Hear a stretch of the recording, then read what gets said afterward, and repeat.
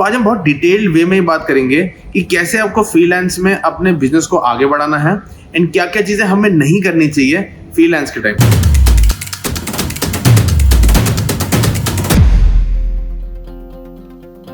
Hi guys, welcome to my channel Manish DNA.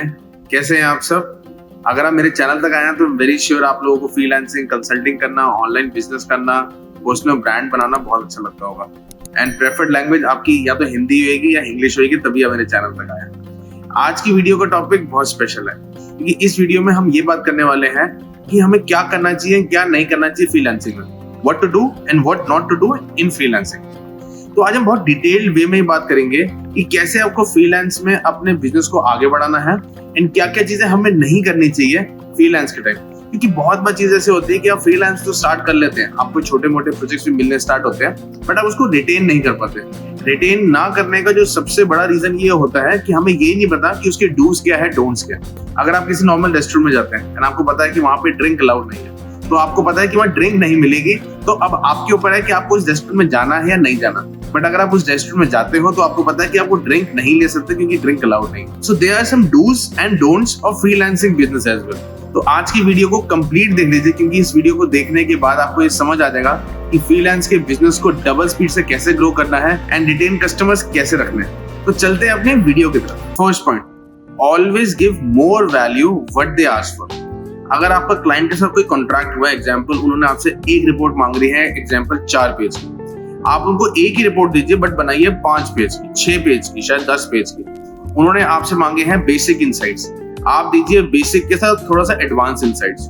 उन्होंने आपको बोला है वेबसाइट बनानी है, एग्जाम्पल 1 पेज की जिसमें 10 सेक्शन बनाने हैं। एक सेक्शन अपने हिसाब से जो आपको लगता है कि ज्यादा ट्रेंडिंग है एंड बाकी सारे क्लाइंट्स के लिए आप बना रहे हैं, तो वो ऐड करके उनको दिखाइए कि ऐसे बन सकता है। अगर आप एग्जाम्पल पेड एड्स रन करते हैं, आप सोशल मीडिया करते हैं, तो अगर उन्होंने आपको बोला है कि 5 स्टैटिक पोस्ट बनाने हैं, तो आप 5 की जगह 7 स्टैटिक पोस्ट बना के दीजिए, 2 पोस्ट एक्स्ट्रा बना के दीजिए, 2 स्टोरीज एक्स्ट्रा डालिए।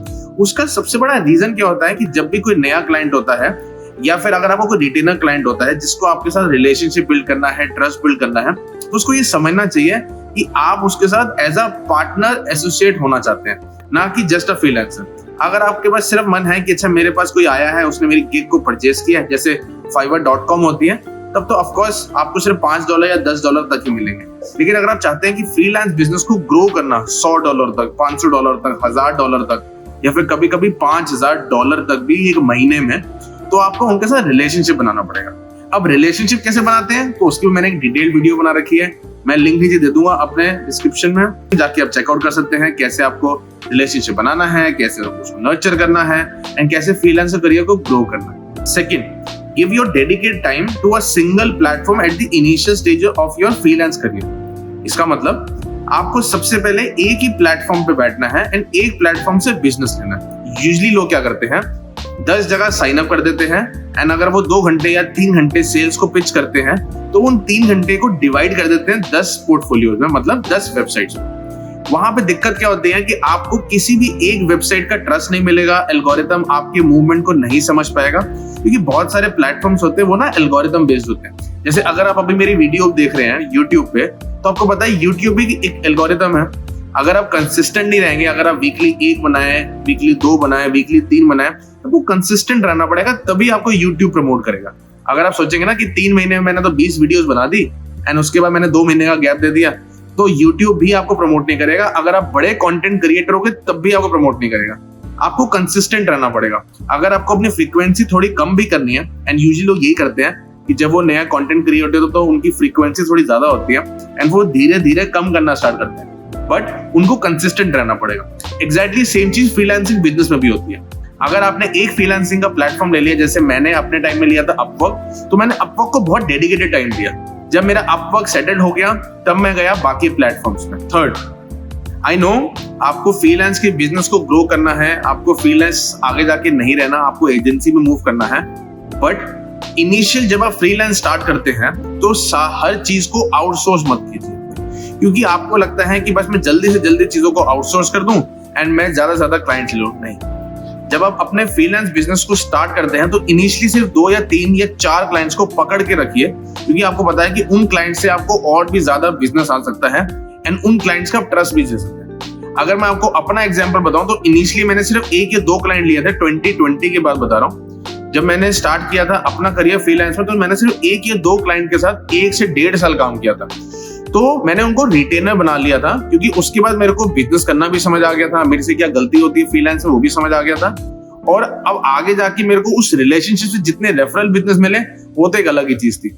बट इनिशियल स्टेजेस में आपको एज अ फ्रीलांस या एज अ सोलो कंसल्टेंट ही बन के काम करना पड़ेगा कुछ टाइम तक। जब आप चीजें समझ जाएंगे, आपका रिलेशनशिप अच्छा हो जाएगा, क्लाइंट के साथ ट्रस्ट आ जाएगा, आपको ये समझ आ जाएगा कि अगर कोई फ्रीलांसर या फिर अगर आपको जिसको आउटसोर्स करोगे, अगर वो कोई काम में गलती करेगा तो आपको जल्दी से जल्दी उन चीजों को ठीक कैसे करना। 4th, pick work according to your capacity. आपकी जितनी कैपेसिटी हो ना, आपको उतने प्रोजेक्ट्स ही लेने चाहिए। कभी कभी हमें लगता है कि हमारे पास तो बहुत सारे प्रोजेक्ट्स आ रहे हैं, हमें कुछ प्रोजेक्ट्स को छोड़ देना चाहिए, कुछ प्रोजेक्ट्स को ले लेना चाहिए। लेकिन जितनी भी आपकी बैंडविड्थ हो, जितनी भी आपकी कैपेसिटी हो, 5 घंटे काम करने की, 8 घंटे काम करने की, या मंथली रिटेनर है, जितने काम आप कर सकें उतने काम का ही फ्रीलांस उठाइए।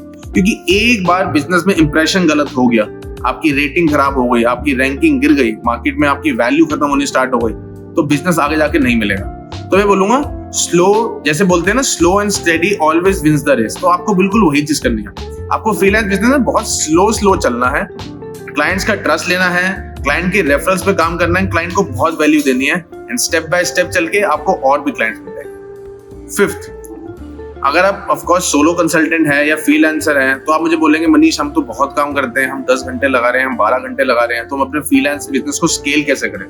तो स्केल करने का जो सबसे बेस्ट तरीका है वो है टेक्नोलॉजी का यूज करना।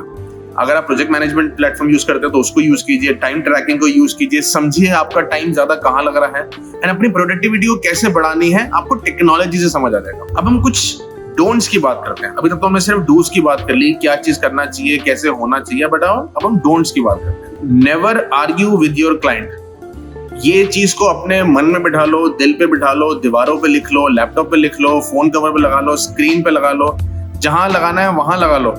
क्लाइंट से कभी आर्ग्यूमेंट नहीं करनी। अगर क्लाइंट नहीं पसंद आए तो धीरे धीरे उसका काम करते रहो, या उसको ऐसा चीज समझाओ कि उसके बाद वो आपके साथ मंथली रिटेनर आगे जाके कंटिन्यू ना करे। लेकिन लड़ना नहीं है किसी क्लाइंट से, किसी क्लाइंट से बदतमीजी नहीं करनी। क्लाइंट लेने से पहले जो मर्जी कर लो कभी कभी मेरी भी थोड़ी बहुत आर्ग्यूमेंट हो जाती थी, बट क्लाइंट लेने से पहले, क्योंकि जब आप नेगोशिएशन करते हो तो कभी कभी क्लाइंट थोड़ा गुस्से में आ जाते हैं, उनको लगता है कि नहीं मैं इतना महंगा आपको नहीं कर सकता, बट उस टाइम भी लड़ना नहीं है आपको, अपने को बात रखनी है। तो मैं ये चीज बोलूंगा, never argue with your client at any cost. आप कुछ भी कर लो, रात के 3 बजे तक भी काम कर लो, क्लाइंट से गुस्सा नहीं होना। Next, never leak the confidential data of your client. अगर आप फ्रीलांस काम करते हैं, जैसे आप वर्क फ्रॉम होम में काम कर रहे हैं, तो ऐसा बहुत बार होता है क्लाइंट आपको अपना कॉन्फिडेंशियल डेटा आपके साथ शेयर करता है। जैसे कभी कभी ईमेल आईडी शेयर कर देता है, क्लाइंट की अपनी ईमेल आईडी होती है, उसका फोन नंबर होता है, उसके कस्टमर्स का नंबर होता है, आपके पास उसके आइडियाज होते हैं कि वो कौन सा मार्केटिंग प्लान लॉन्च करने वाला है, कब लॉन्च करने वाला है। इन सब चीजों को कभी लीक नहीं करना।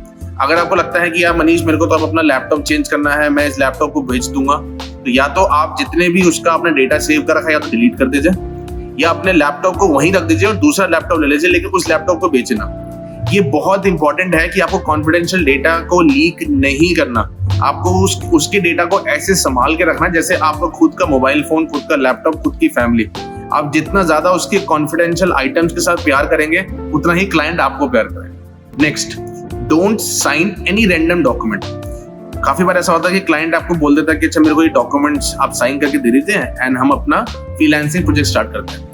बहुत बार क्लाइंट्स बहुत जेन्युइन होते हैं एंड उनकी जो डॉक्यूमेंटेशन होती है वो बहुत अच्छी होती है, बट अगर आपको समझ ना आए डॉक्यूमेंटेशन तो प्लीज पहले पूछ लीजिए। सिर्फ रैंडमली कुछ भी साइन मत कर दीजिए। जैसे बहुत बार एजेंसीज या फिर जो फ्रीलांस कंपनी होती है वो एनडीए साइन करवाते हैं, जो कि होता है non disclosure agreement. As an agency owner मैं भी साइन करवाता हूँ। एनडीए का मतलब बस इतना होता है कि जितनी भी उनकी इन्फॉर्मेशन है वो लीक नहीं होनी चाहिए एक स्पेसिफाइड टाइम के साथ। एग्जांपल 1 साल, 3 साल, 5 साल, 10 साल, वो टाइम वो खुद सजेस्ट करते हैं। अगर एनडीए के अलावा कोई और डॉक्यूमेंट आपसे वो साइन करवा रहे हैं तो मेक श्योर आप पहले डॉक्यूमेंट को अच्छे से पढ़ लीजिए, जो क्वेश्चन है उनसे पूछ लीजिए, एंड अगर कुछ भी कंफ्यूजन हो तो साइन ना करना मंजूर कर लेना, लेकिन ऐसे कोई भी डॉक्यूमेंट पे साइन मत करना। Next is don't use client portals from multiple devices.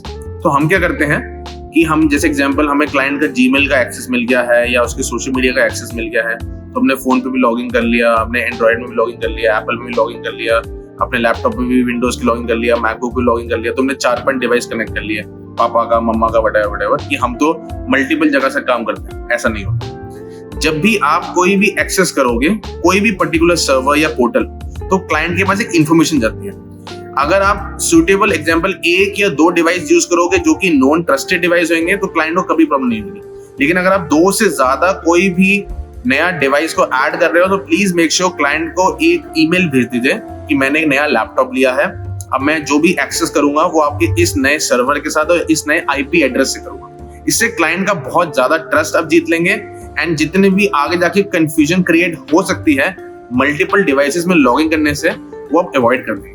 I hope आपको ये डिटेल्ड फ्रीलांसिंग की वीडियो पसंद आई होगी, जिसमें मैंने आपको बताया कि क्या चीजें करनी चाहिए, क्या चीजें नहीं करनी चाहिए फ्रीलांसिंग में क्लाइंट के साथ। अगर आपको लगता है कि फ्रीलांस में आपको करियर बनाना है, फ्रीलांस में आपको बाहर जाना है, तो मैंने इनकी भी बहुत डिटेल्ड वीडियो बनाई है कि फ्रीलांस के वीजास कौन से ले सकते हैं, अपवर्क वर्सेस फाइवर कैसे कर सकते हैं, कौन सा प्लेटफॉर्म सबसे अच्छा है, कौन से 10 प्लेटफॉर्म है जहां पे आप फ्रीलांस या फिर डिजिटल नोमाड वाला काम ले सकते हैं, एंड बहुत कुछ फ्रीलांस से रिलेटेड। मैं सारे लिंक्स आपको अपने डिस्क्रिप्शन में डाल दूंगा, तो आप चेकआउट कर सकते हैं एंड अपने फ्रेंड्स के साथ भी शेयर कर सकते हैं। This is Manish Kumar signing off.